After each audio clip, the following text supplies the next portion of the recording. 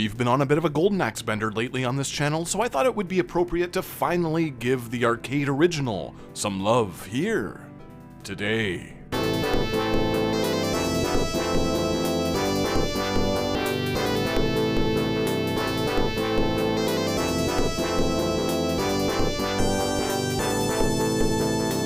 Makoto Uchida designed and produced this thing back in 1989. He had an interest in action movies and basically wanted to create something similar to Double Dragon with a twist, so he decided to toss weapons into the mix. Everything you come up against is armed with some sort of melee tool. It's pretty cool, rhymes. The artwork on the title screen and marquee even exhibits the three playable protagonists' weapons of choice. Biddly boop boop. Awesome. Uchida originally planned this thing out to be an RPG sorta adventure game, but Sega was better known for their action experiences, so he turned heel and birthed this hack-and-slash brawler hybrid. Before this, he had worked as the designer for the arcade classics Altered Beast and Alien Storm, the latter being one of my favorite coin-up games ever. Yeah, I'll definitely be reviewing that one real soon, maybe after all of this Golden Axe stuff. At the time of this video, he is still in charge of stuff over at Sega Shanghai R&D. From the late 80s until now, he has produced and directed games over at AM1 and WoW Entertainment, which was one of 9 semi-autonomous development studios that AM1 split off into in the year 2000.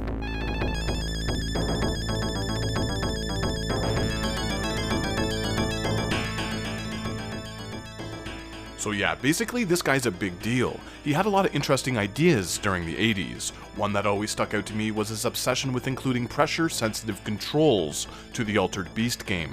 I'm not sure exactly how this would have worked out, but he has gone on record stating that the original arcade release was to include these mechanics to add more depth to the combat. Altered Beast is a pretty damn good game in my eyes, but it does get a bit repetitive and bland after a while.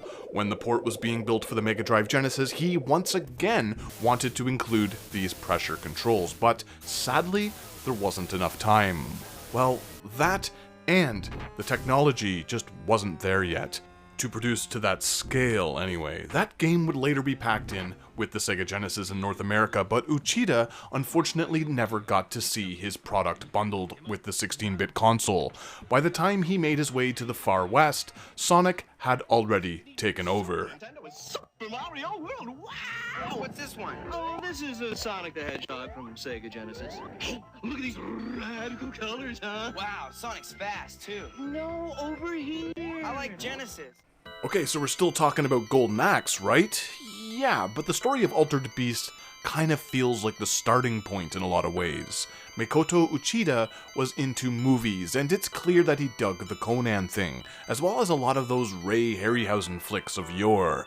Yo, but who doesn't dig that stuff, honestly? If you look at Altered Beast and Golden Axe, you'll likely see a ton of Harryhausen-inspired enemy types, these skeletons being the big ones.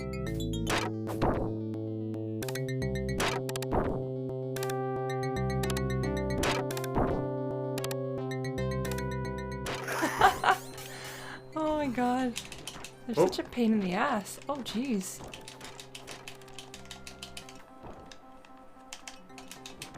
Oh. If for some reason you don't know who Ray Harryhausen is, there's an excellent, and I mean beautifully crafted, documentary created by Dark Corners on YouTube, entitled Mythmaker, The Fantasy Films of Ray Harryhausen. The link will be in the description. Give this channel some love if you're a movie buff. But anyway, okay, back to Golden Axe. It's the amalgamation of all of these things that make this game so special to me. Back in the arcades, I couldn't get enough of it, and as I stated in the preface of my Golden Axe Warrior review, this arcade cabinet just sort of followed me around when I was younger.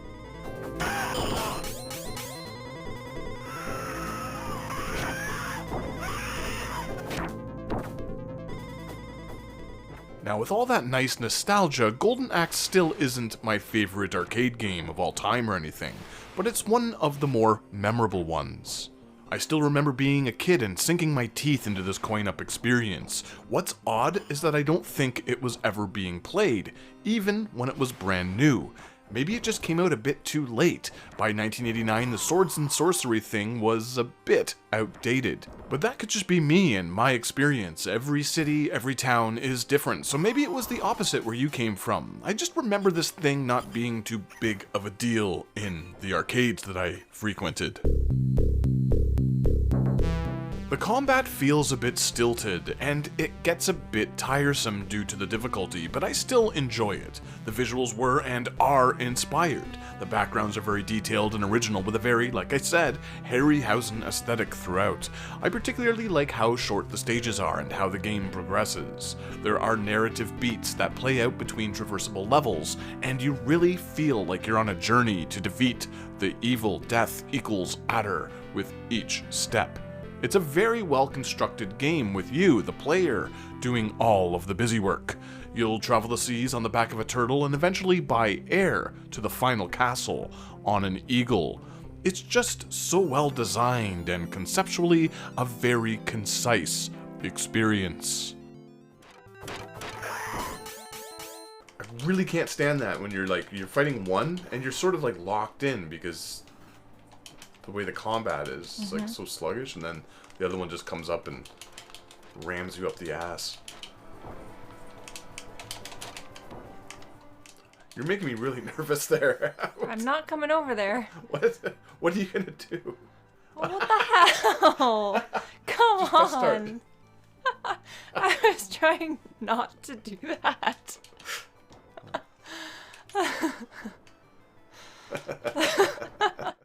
The three characters are designed a bit differently, but they all move around like they're in a tub of molasses. Two of my biggest gaming pet peeves pop up here frequently. The first, enemies that go off screen, a staple among all brawler, beat 'em up, hack and slash, whatever the hell you want to call 'ems.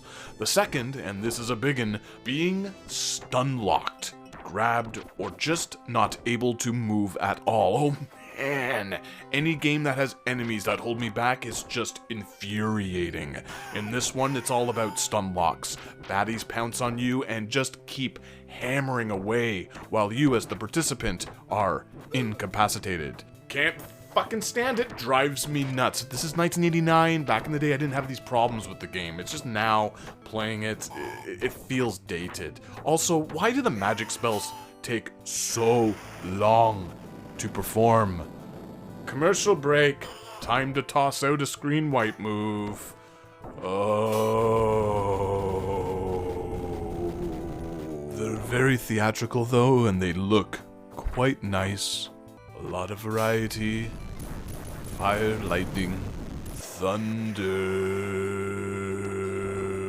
The hit detection is a gamble, but not nearly as bad as the Sega Mega Drive Genesis game. The enemies are too aggressive, and the playfield can often feel too small for more than one player to enjoy. Friendly damage is always activated, which is my preference, but why are these areas so tiny? You have an entire screen. Why relegate combat to such a small portion of it?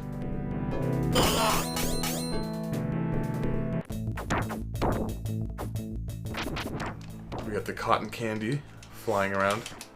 It looks better in the Mega Drive Genesis one. They actually look like leaves and stuff in that one. I don't know what that's supposed to be. Chewed up gum?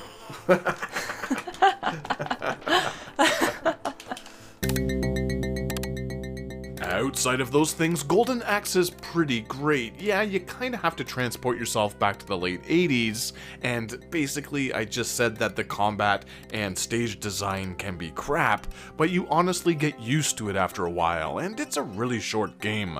The bosses are pretty uninspired as well. You know, if you actually get to come up against a big bad instead of swarms of smaller chicks and dudes, but at the end of the day, again, this was 1989, and it's a product of its time, as much as it pains me to admit it. Also, would it have killed these developers to include a life bar for the big bads? Yeah, that's just another one of those cranky, old man pet peeves I have when it comes to any game. In this one, it could have helped a lot, considering how tough it is to discern whether you're in a scuffle with an end-stage boss or just another generic group of crumb doodles.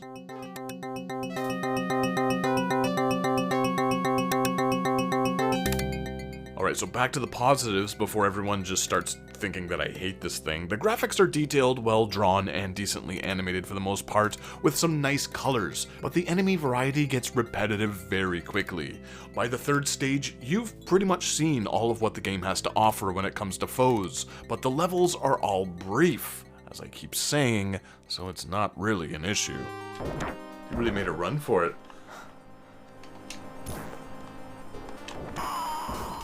Nice. They're all yours. I don't think I can hit them on here. Okay, That's grab all hilarious. that magic, because you have, Oh shit, I grabbed it by accident because I didn't see it.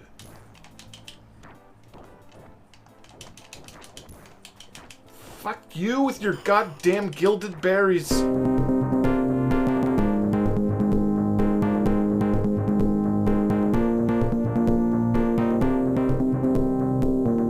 Yosuke Okunari, or Yu Takada as he's credited here, did the music, and it's pretty much the best thing about the entire experience if I'm being honest.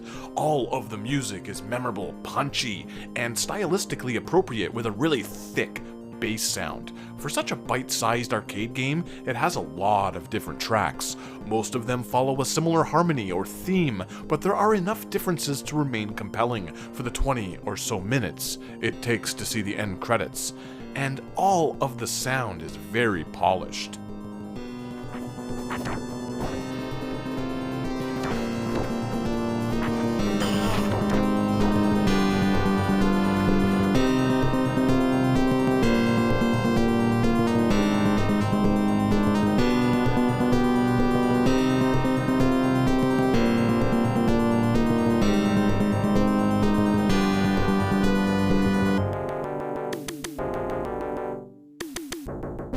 Like I said at the top, you have three main characters. Axe Battler is the well-rounded one with the modest amount of magic, and an average attack speed.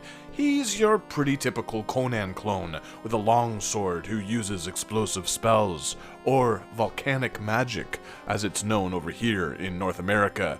His father had died when he was very young, so he was a bit of a mama's boy who would often go out on hunts to gather food. One day when he was out slaying beasts, he returned to his village to find that everyone had been slaughtered, including Mama. He later discovered that Death Adder's forces were responsible, and there you go. That's the story of Axe Battler, the barbarian.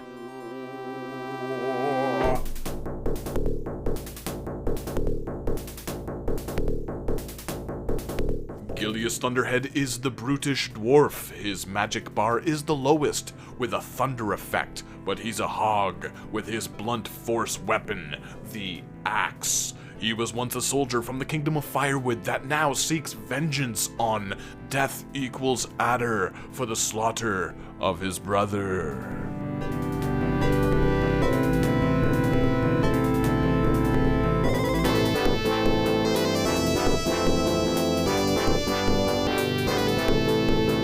Lastly, but not leastly, we have Tyrus Flare, my favorite of the heroes. She was the former princess of Firewood and the quickest when it comes to combat with her short sword.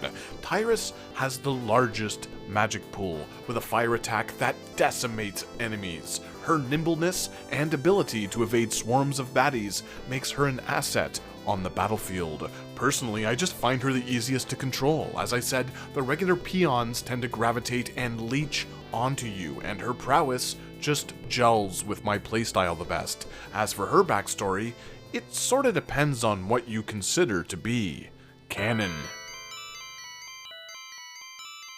In the horrendously clunky PC Engine version that has honestly no right to be as bad as it is, it's said that on her 17th birthday, Death Adder's army invaded the Kingdom of Firewood, and her father died trying to fend him off.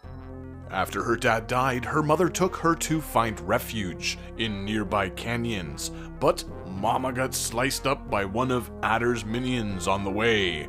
The manual for the Mega Drive Genesis port states that Tyrus' mother hid her away while the battle took place. When she broke out of her hidey hole, she saw the corpses of the allies and enemies, her parents included. Either way, after the downfall of Firewood, she joined an Amazon group and learned some fire magic arts, as well as swordsmanship, a la Batman League of Shadows style stuff.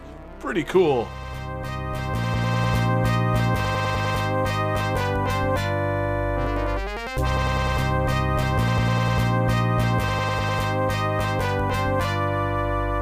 All three of the protagonists have a personal beef with Death equals Adder. Bing bop boop hack slash hack slash hack slash slash slash slash. Good meaty stuff. Despite all my issues, if you ever see this arcade game out in the wild, I encourage you to give it a shot. It's a solid title with some pretty rigid combat and outdated controls, but it's pretty awesome, especially if you pit it up against some of its contemporaries like Double Dragon, which came out 2 years earlier and was an obvious inspiration here, but plays like stilted garbage these days. Next time on this channel, we'll be taking a look at a fan game, a fan goldenaxe game. Until then...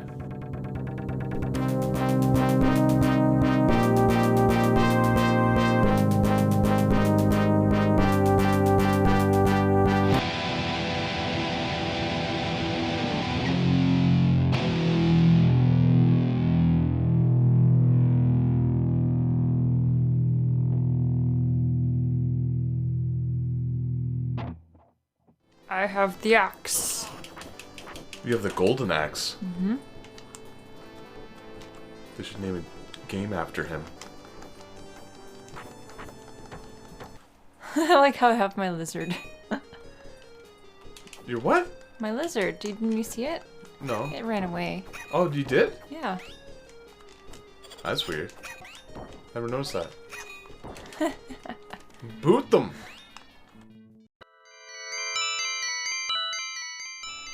Our sworn enemy, Death equals Adder, is in his castle. We'll take a shortcut through the Turtle Village.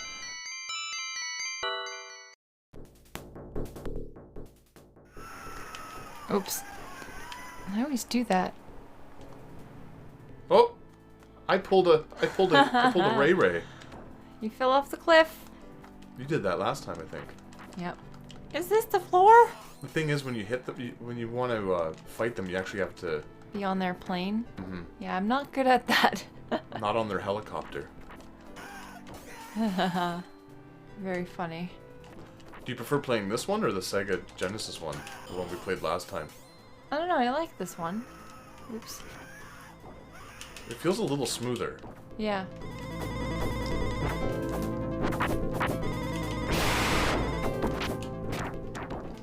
Sorry if that hit you. You were kind of screwed up in that corner. That's okay. I don't really know what I'm doing here. You're getting dead.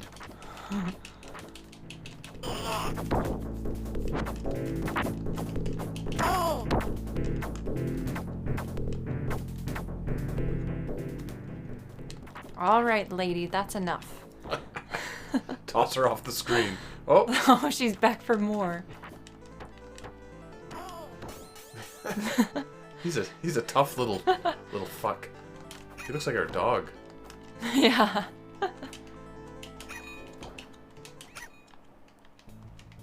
You can grab that one. Really booting them.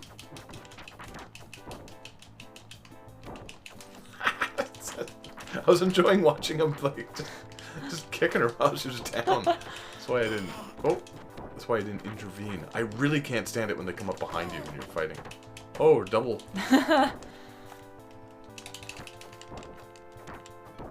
I get it. Nope.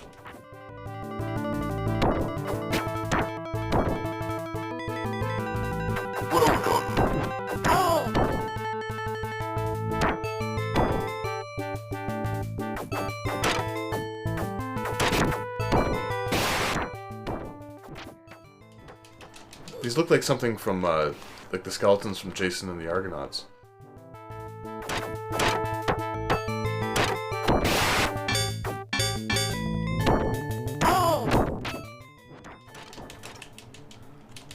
Like, Jason and the Argonauts are Army of Darkness skeletons. That's kind of a weird boss. Like, that's the boss. Oh, that guy's annoying me. Get the fuck over here. Oh no. The dragon's taking a nap.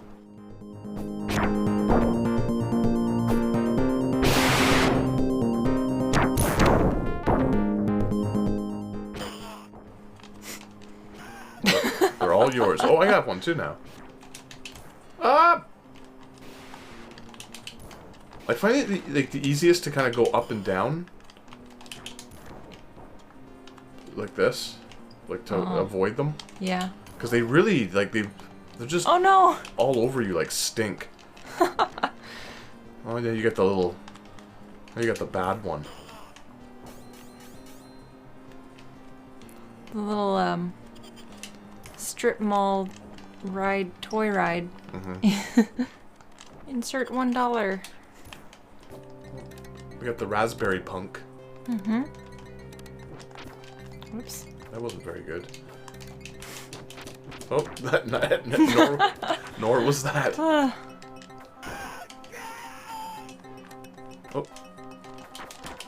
Whoop.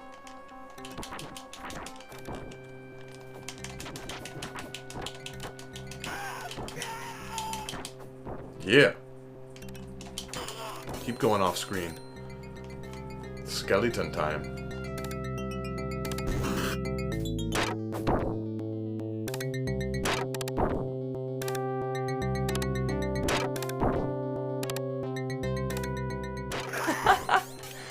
Oh my god. They're such a pain in the ass. Oh jeez.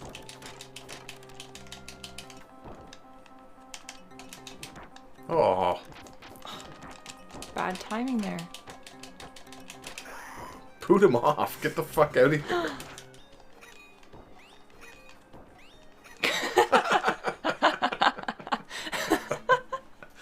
Oh my god. How satisfying was It's that? so satisfying getting him every time. The fiend's path was a great, great eagle. We are taken across the skies to the castle. Now the final battle begins. We're almost done the game, Raze. Can you bebeeb it?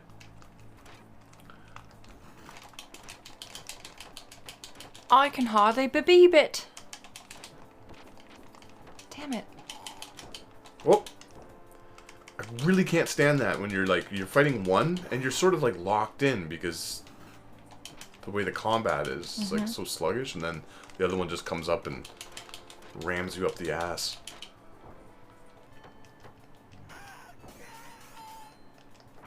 You just take care of the business. I'll just go for my dragon ride.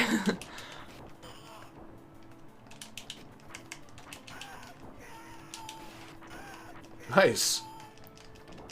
You're gonna take out that knight all by yourself too. I'll just stand back here. Okay, I'm in. Tag me in, woman. Oh, there's two of them. Oh. Shit. Hey. Oh, it just put me on the dragon. I'm taking it. Oh. Never mind. Ran away. Magic time?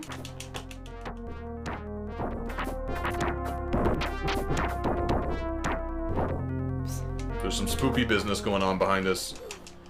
Whoa! Oh, that's what... I've never noticed that before. The worms or the leeches or whatever, the snakes or whatever, are all going up towards the bundle of stuff at the top, and they form... That guy? Yeah. Death equals adder. You keep that skeleton busy. I sure am. You can use your magic anytime here. Now. While I'm taking a nap on the ground. You're so lazy.